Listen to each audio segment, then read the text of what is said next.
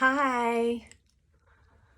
Um, this is week 12, and I had something else planned, but then last night something happened, so I'm just gonna do that. It's so interesting how this is usually how paintings work for me. Like,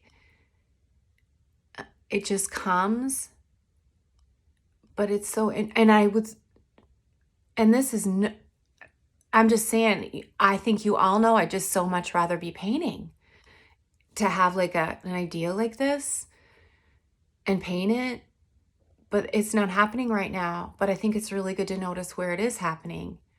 And the inspirations for these talks are just like so strange because I have like ideas and then something takes precedence. It's happened several times already. And I always think that I'm going to run out of something to talk about, and I know this is only week 12, but I really just went in blind to this. So, um, So, a little background on I'm going to read something to you, which sounds really strange, probably. And I'm going to go on a walk and find a place to sit and read it. I don't know. And I'm going to take it with me.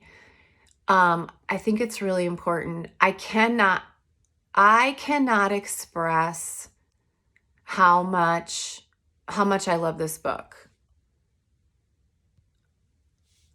And how much it is a creative reference for me. I think it's so spiritual and it's just so perfect. And I recommend it to so many people. And I also think that it is a book that a lot of people have never heard of.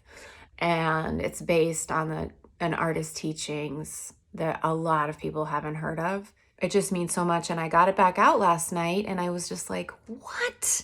It's like I've read it so many times and I've referenced it so many times, but you know it's a good reference when you read it at a different time in your life or at a different time of day, or you hear it differently, or you see something differently or understand it differently, or it hits you differently. I mean, it's the gift that keeps on giving, I'm telling you. So I'm going to read from it, and I'll tell you why I picked up this book last night.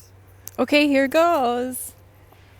There are moments in the creative process when one is aware of great things happening, but I never feel that is the creative process. It is only a punctuated moment of excitement in the larger process. The hard times, too, are part of the creative process. For example, when I can't sleep at night or lose the meaning of what it's all about. It can be a time of drudgery, a dirty collecting time, when I sharpen pencils or clear workspace. But we know that somehow these things are necessary when we go to do a job or make a thing. When we go to build a new building, we must first clear away the debris. We call those the difficult times, the dark times. I suppose these times are much like the same as winter and late fall, when things seem not so bright and flowery, but lovely and dignified in their own way.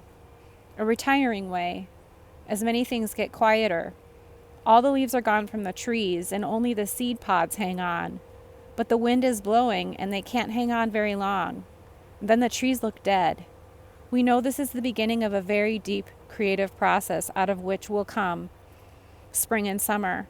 And if you can think of the most difficult moments of your life, and you can feel those times to be part of the creative process, those very painful, though very painful, I think it must hurt the trees to lose all their beautiful leaves, then that is for me really working, really creating. It just isn't yet the finished product.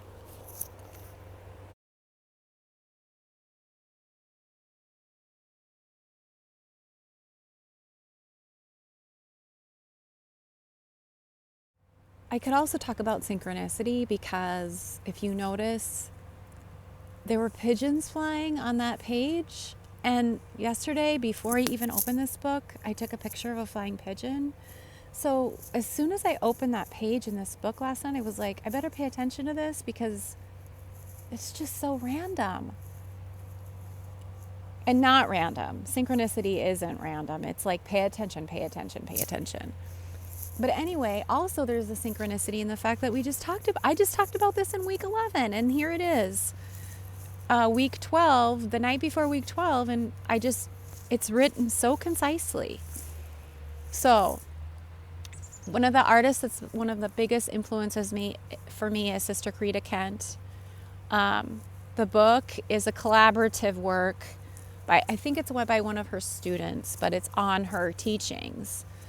And there's many excerpts from her too. The excerpt I read was of hers. And the reason I opened the book last night was because I'm thinking about Karita Kent Day, which is coming up November 12th, I think, or 19th, something. And I wanted to do something, however small, however big, to honor Karita Kent Day, because she is such a big influence in my life. So that's week 12. Lots of tidbits put together. Okay, bye.